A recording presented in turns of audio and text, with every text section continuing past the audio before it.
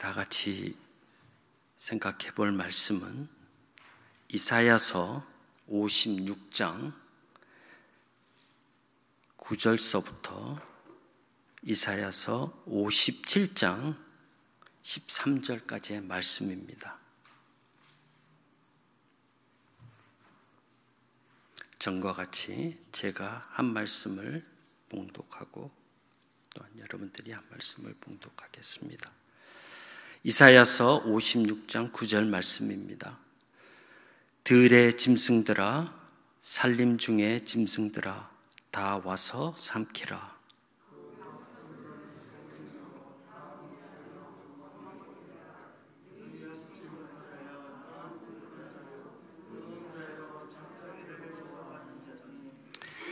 이 개들은 탐욕이 심하여 족한 줄을 알지 못하는 자요, 그들은 몰지각한 목자들이라. 다 자기 길로 돌이키며 어디 있는 자이든지 자기 이만 도모하며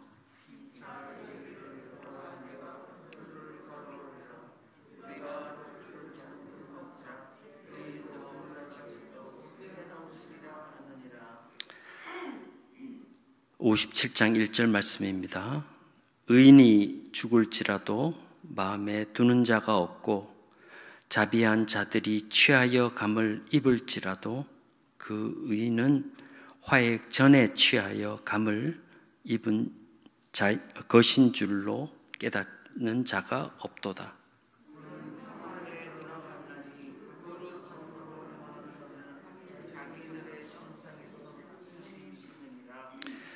무녀의 자식, 간음자와 음녀의 씨, 너희는 가까이 오라.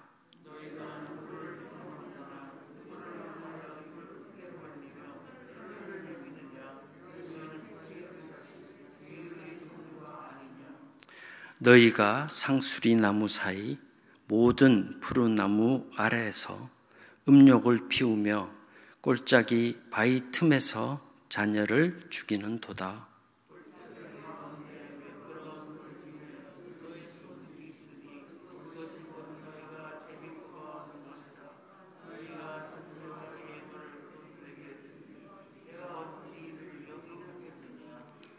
내가 높고 높은 산 위에 내 침상을 베풀었고 내가 또 그리로 올라가서 제사를 드렸으며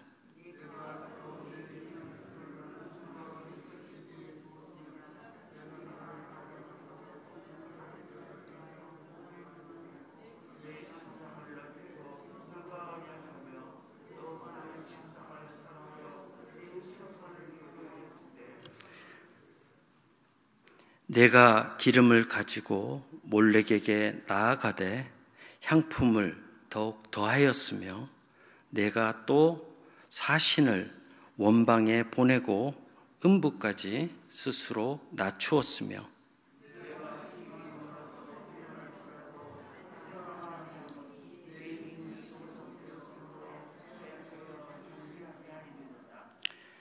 내가 누구를 두려워하며 누구로 하여 놀랐기에 거짓을 말하며 나를 생각하지 아니하며 이를 마음에 두지 아니하였느냐. 내가 나를 경외치 아니함은 내가 오랫동안 잠잠함을 인함이 아니냐.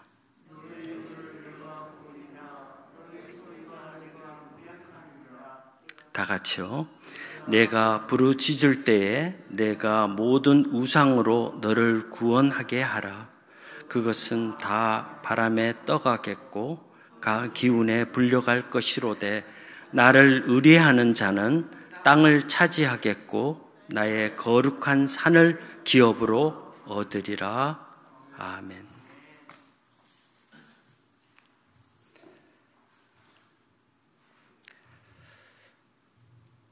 저는 오늘 본문 말씀 이사야서 56장 9절에서부터 57장 13절의 말씀 가운데서 57장 13절 말씀을 중심으로 우리의 근심은 어디로 향하고 있는가라는 제목으로 말씀을 나누고자 합니다. 우리의 생각과 행동은 어떤 것에 관심을 가지는지에 따라서 결정된다고 할 수 있습니다. 관심이란 어떤 것에 마음이 끌리거나 온 신경이 집중되는 것을 말합니다. 인간은 한 가지에 관심을 집중하게 되면 다른 것에는 무관심하게 되는 것이 일반적입니다. 가장 쉬운 예로 대부분 사람들이 흔히 경험하는 남녀 관계에서 나타나는 에로스적인 사랑의 경우일 것입니다. 다양한 대상 중에서 특정한 사람에게 애정을 갖게 되면 모든 관심이 한 사람에게 집중되고 생각도 행동도 쏠리게 되는 현상을 말합니다. 사랑에 눈이 먼다, blinded by love라는 말을 우리는 자주 사용합니다. 이 말은 사랑에 빠지면 분별심을 잃고 눈이 어두워진다는 뜻입니다. 우리말에는 눈에 콩깍지가 씌웠다라고 표현합니다. 이 뜻은 상대방의 단점이 보이지 않는다는 것, 그리고 자신이 무엇을 하고 있는지 잊어버리게 만든다는 것입니다. 한마디로 정신 못 차린다는 말입니다. 우리 모두가 경험했던 말이기에 잘 이해가 되셨으리라 생각합니다. 그 결과는 어떻게 나타납니까?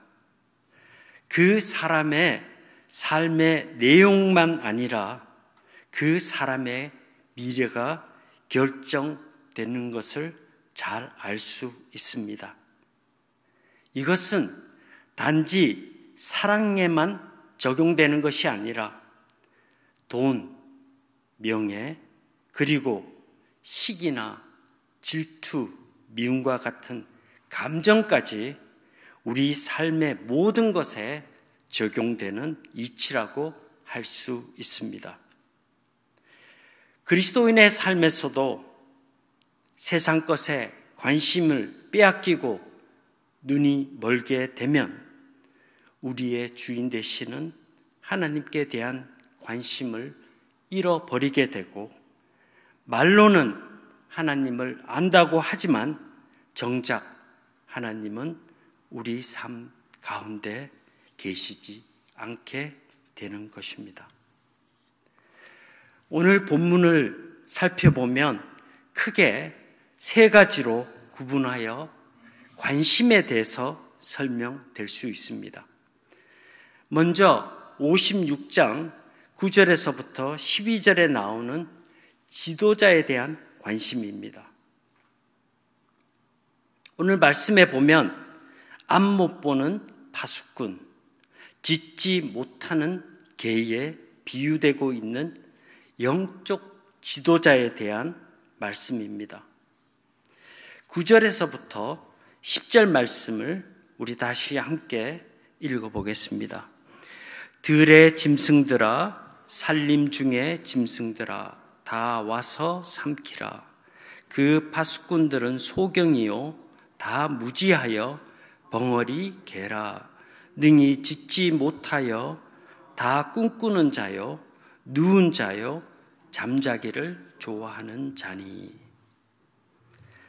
이 말씀에서 들의 짐승, 숲의 짐승들이란 단어는 타락한 하나님의 백성을 심판하기 위해서 하나님께서 소집하신 이방 군대를 말하는 것입니다.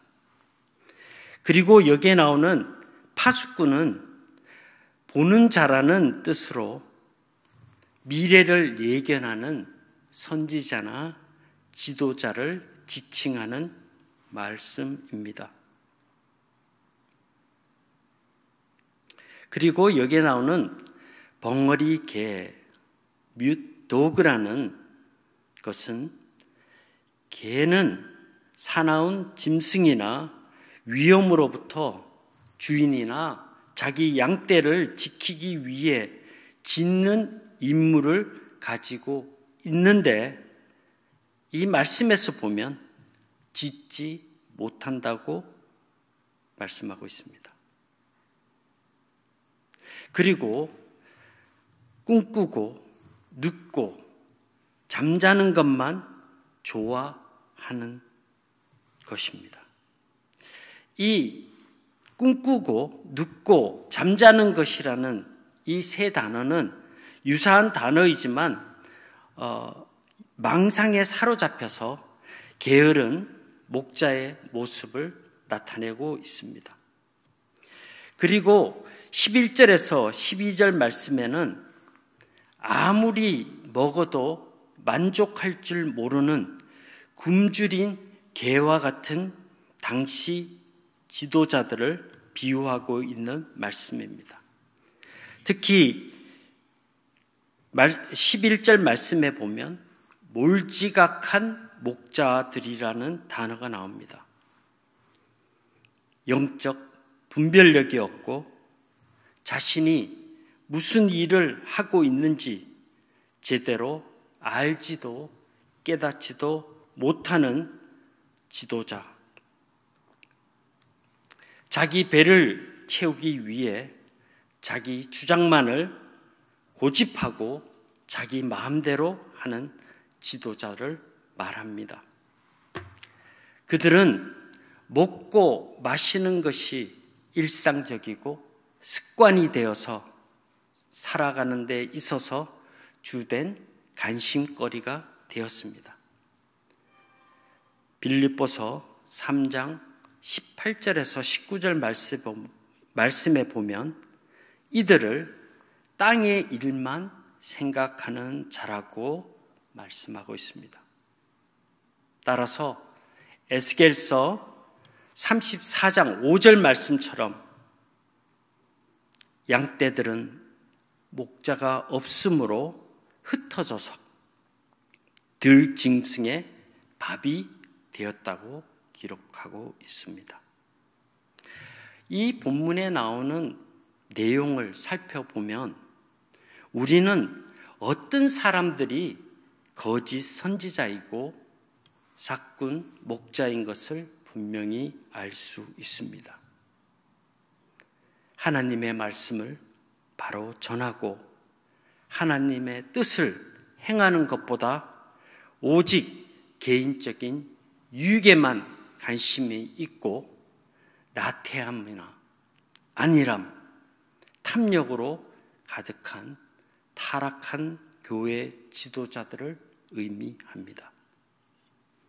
하나님께서 맡겨주신 양떼들에게 고통과 아픔이 있는 것은 생각하지 못하고 오직 자기들의 유익만 생각하는 그런 목자들에게 경고하시는 말씀입니다. 이 말씀은 나 같은 목사는 물론이고 교회 중직자 그리고 직분자들을 포함한 교회의 영적 지도자들에게 해당되는 말씀이기도 합니다. 하나님께서 주신 귀한 사명보다 자신과 세상적 유익에 더 관심에 초점이 있지 않은지 우리 자신 스스로를 되돌아보게 하는 말씀이기도 합니다. 저는 이러한 현상들이 위기의 현대교회, 특히 한국 교회에도 분명히 나타나고 있는 사실이라는 것을 감히 말씀드리고 싶습니다. 세상을 암흑의 시대로 빠뜨렸던 중세 교회와 중세 교회의 종교 지도자들은 이 말씀에 관심이 없었던 것 같습니다. 이 시대의 교회 지도자들이 이 말씀에 관심을 기울이지 않는다면 이 세상은 다시 암흑의 시대에 빠지게 될 것이 분명합니다. 잃어버린 양을 찾아 이 땅에 오셨던 예수 그리스도께서 다시 오실 그날의 심판의 형벌을 면치 못하게 될 것입니다. 둘째로는 57장 1절에서부터 13절에 나오는 세상 사람들의 관심입니다. 넓은 의미에서는 세상의 현상을 표현하는 말씀이기도 하지만 본문에서는 하나님의 선택받은 백성, 즉 이스라엘을 지목하고 있는 말씀이기도 합니다. 영적으로 타락한 백성, 즉 무늬만 그리스도인으로 살아가는 이들에게 해당하는 말씀입니다. 세상적 욕심과 만족에 빠져서 자신을 억제할 수 있는 영적 능력을 상실한 그리스도인의 모습을 표현하고 있는 것입니다. 3절 말씀에 보면 무녀의 자식, 간음자와 음녀의 씨라는 말씀이 나옵니다. 음란은 죄를 상징하는 일반적인 개념으로 우상 숭배에 사용된 중요한 의식으로 표현되고 있습니다. 이러한 말씀은 구약과 신약에서 끊임없이 반복되어져서 나오고 있는데 하나님을 버리고 우상을 쫓는 영적으로 타락한 그리스도인들을 지칭하는 말씀입니다. 그리고 4절 말씀에 보면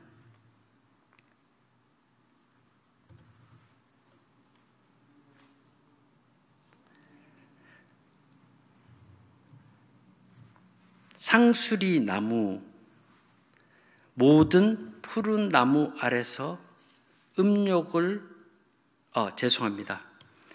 4절 말씀에 보면 너희가 누구를 희롱하느냐, 이 말씀은 조롱한다, 마킹이라는 뜻입니다. 그리고 혀를 내미느냐, 이런 말씀은 혀를 감는다는 의미로 해석하고 있는데 혀를 내밀었다가 안으로 끌어들이는 동작을 나타내는 것으로 경멸할 때 사용되는 표현입니다. 의인을 조롱하고 경멸한다는 뜻으로 이것은 하나님을 거역하며 거짓말을 일삼는 자들이 하나님을 조롱하고 경멸하는 것과 같습니다. 지난번에 제가 말씀을 드린 골로새서 3장 5절에서부터 9절 말씀에도 땅의 것을 바라보고 사는 사람들의 전형적인 모습으로 표현되었던 것을 우리는 기억할 수 있습니다. 그리고 5절에서부터 6절 말씀에 보면 상수리 나무라는 옥추리가 나옵니다. 이것은 우상의 형상을 의미합니다. 그리고 모든 푸른 나무, 이런 말씀이 나오는데 이것은 spreading tree라는 단어로 우상 숭배를 상징하는 표현으로 자주 사용되는 단어입니다. 그리고 자녀를 죽이는도다라는 말이 나오는데, 이것은 레위기 18장 21절에 보면 몰렉에게 자녀를 태워서 바친 제사로, 짐승으로 하나님께 드리는 번제, 즉 희생 제사를 우상 숭배에 사용되고 있는 것을 우리는 알 수 있습니다. 그리고 6절 말씀에 보면 꼴짜기 가운데 매끄러운 돌, 그런 표현과, 그리고 너희 소득, your portion이 이 두 단어가 연결되고 있는데요. 우상 숭배를 직업처럼 기업으로 삼았다는 그런 표현입니다. 살아계신 하나님의 기업인 이스라엘이 죽은 우상의 기업이 되어 버렸다는 의미입니다.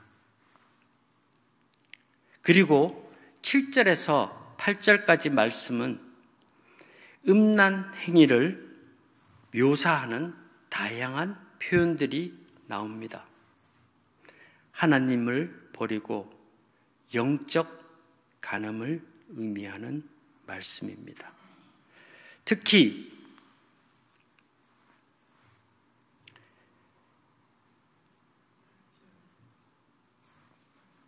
문과 문설주라는 표현은 신명기 6장 4절에서부터 9절에 나오는 율법, 즉 쉐마를 새겨놓은 그 자리에 우상을 기념하는 표시를 새겨서 하나님의 심판과 저주를 받을 수밖에 없는 악한 행동들이 나타나고 있습니다. 그리고 9절에서부터 10절 말씀에 보면 세상의 우상에게 물질을 바치는 것에 그치지 않고 음부, 즉 지옥과 같은 가장 천한 자리까지 자신을 비하시키는 모습이 나오고 있습니다.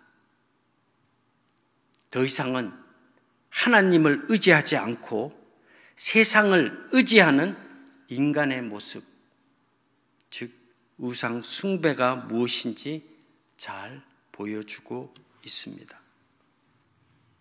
오늘 말씀해 보면 우상 숭배는 아무 유익이 없는 헛된 것이지만 끊임없이 포기하지 않고 미련을 가지는 인간의 모습이 잘 나오고 있습니다. 11절 말씀에 보면 내가 누구를 두려워하며 누구로 하여 놀랐기에 거짓을 말하며 나를 생각지 아니하며 이를 마음에 두지 아니하였느냐. 내가 나를 경외치 아니함은 내가 오랫동안 잠잠함을 인함이 아니냐. 이런 말씀이 나옵니다. 우상 숭배를 하는 이유가 오랫동안 잠잠하셨던 하나님 때문이라고 인간들은 핑계합니다. 하나님을 주인으로 인정하고 순종하며 살기보다는 내가 내 삶의 주인이 되어서 살기를 원하는 위선적이고 가정스러운 모습으로 하나님께 항변하는, 반항하고 있는 인간의 모습을 그리고 있습니다. 그러나 로마서 2장 4절서부터 5절 말씀에 보면 하나님의 침묵은 하나님을 부인하고 심판을 받게 하는 것이 목적이 아니라 회개하고 하나님의 자녀로 돌아오도록 하시는 하나님의 인자하심, 용서하심, 그리고 오래 참으시고 기다리는 하나님을 보여주기 위한 것입니다.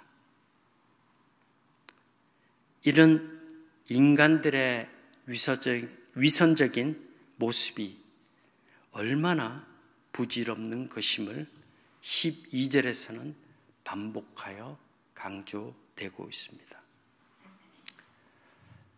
우리는 구약 시대의 우상 숭배와 현대의 우상 숭배는 내용적인 면에서는 크게 다르다고 생각할 수 있습니다. 피곤한 줄 모르고 쫓아 헤매는 것은 크게 다르지 않다고 생각합니다.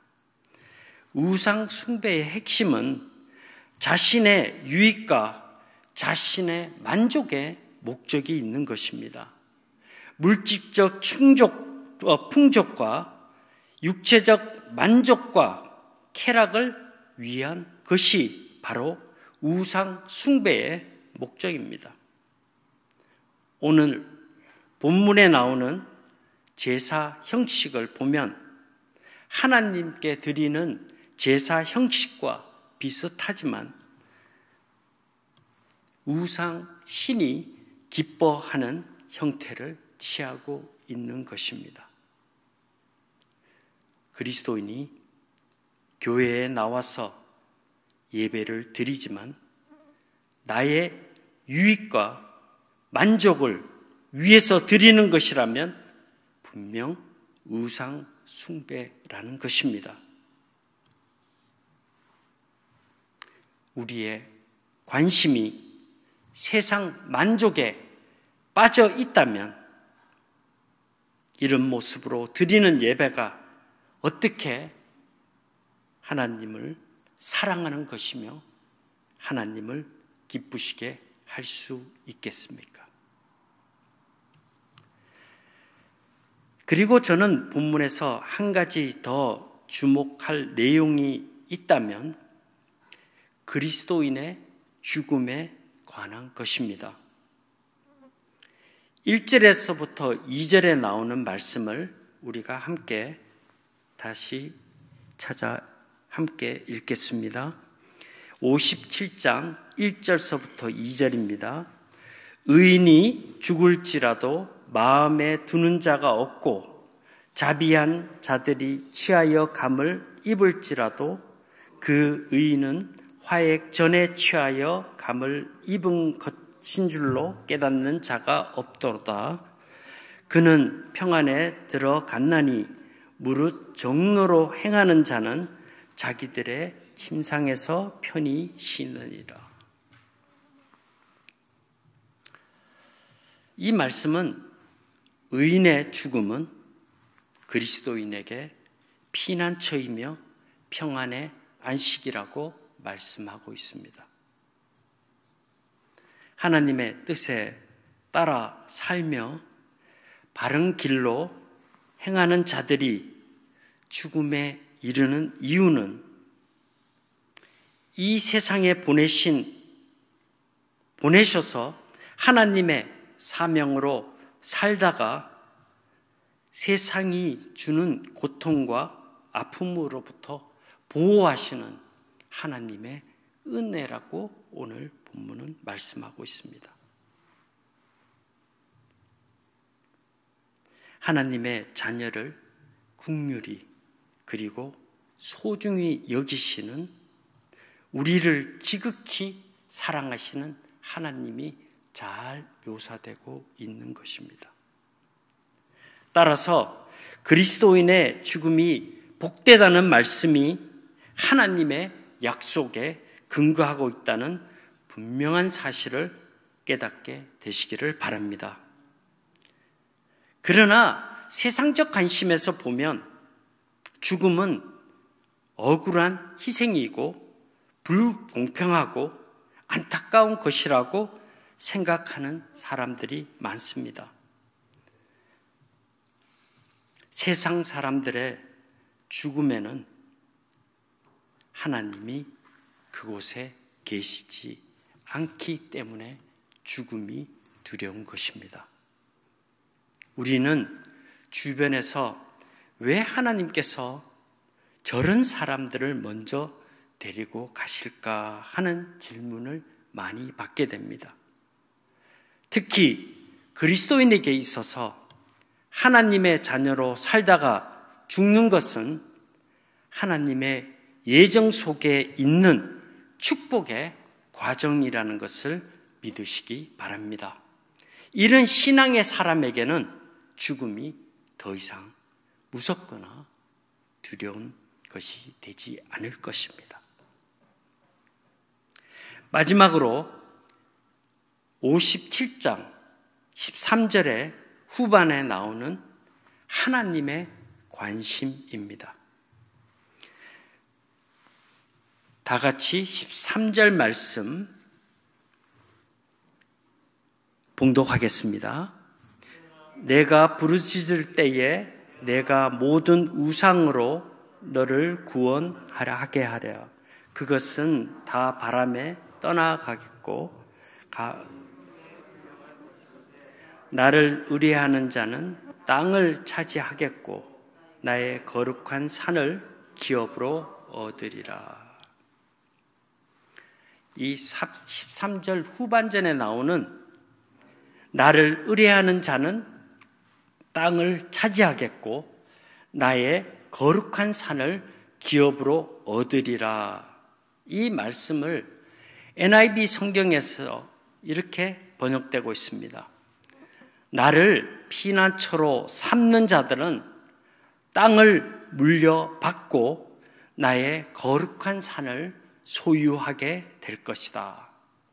여기서 나오는 땅과 거룩한 산이라는 단어들은 1차적으로는 이 포로 가운데서 남은 자들, 그들이 돌아가서 다시 회복하게 될 이스라엘을 말하고 있고, 또한 시온산을 말하고 있는 것이라고 생각할 수 있지만, 궁극적으로는 영적 이스라엘, 모든 그리스도인들이 얻게 될 하나님의 나라, 영원한 천국을 의미한다고 말을 할 수 있습니다. 하나님의 관심은 하나님을 의지하고 하나님을 피난처로 생각하며 이 세상을 살아가는 자들과 함께 계십니다.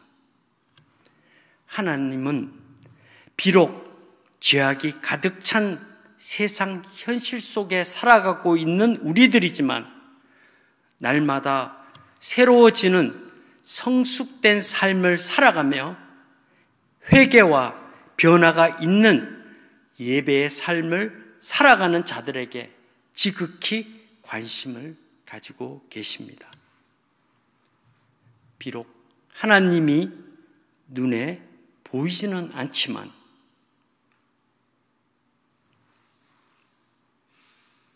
때로는 나와 함께 계시지 않는 것처럼 느낄 때도 있지만 하나님의 자녀를 인자하심으로 용서하심으로 오래 참으시고 기다리는 하나님이신 것을 믿는 우리들과 함께 계시는 임마누엘의 하나님이십니다.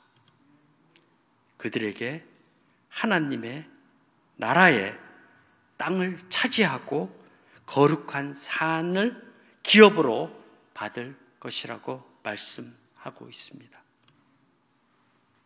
말씀을 맺겠습니다. 우리의 관심이 어디에 있는지 우리는 생각하지도 그를 겨를도 없이 살 때가 많습니다. 때로는 자신의 관심들이 사람으로부터 오해나 비난을 받게 될까 두려워서 자신을 과장하거나 거짓되게 살 때도 많습니다. 하나님은 이 시간에 우리의 마음이 어디로 향하고 있는지, 우리의 생각과 관심이 어디에 집중되고 있는지 묻고 계십니다. 하나님을 사랑하고 경외한다는 것은 우리를 통하여 이루시고자 하시는 하나님의 관심이 내 삶의 관심이고 삶의 목적이 되어야 한다는 것입니다. 하나님의 관심과 우리의 관심이 한 곳으로 모아지고 일치될 때에 하나님을 기쁘시게 하며 우리에게 평안과 기쁨이 충만하게 될 것입니다. 하나님께서 우리에게 원하시는 삶에 관심을 두고 예수 그리스도의 십자가의 능력이 내 삶에 채워지는 것에 관심을 가지시는 여러분이 되시며 이 하루가 되시기를 주님의 이름으로 축원합니다. 다 같이 기도하겠습니다. 감사하신 하나님 아버지, 이른 새벽에 주님 앞에 나와서 주님의 은혜를 사모하는 모든 주님의 자녀들에게 귀한 말씀으로 깨닫게 하신 것을 감사를 드립니다. 우리의 관심이 세상에 있다면 우리는 세상의 것에 묶여 살 수밖에 없는 그런 연약한 존재입니다. 우리의 관심이 하나님께 향하는 그런 삶이 될 수 있도록 주님께서 우리를 붙들어 주옵소서. 성령께서 우리와 함께 하셔서 그러한 삶이 될 수 있도록 우리를 인도하시고 함께 동행하여 주옵소서. 이 하루도 온전히 하나님께 이런 삶으로 영광과 존귀를 돌리는 하루가 되게 하여 주옵소서. 예수님의 이름으로 간절히 기도드리옵나이다. 아멘.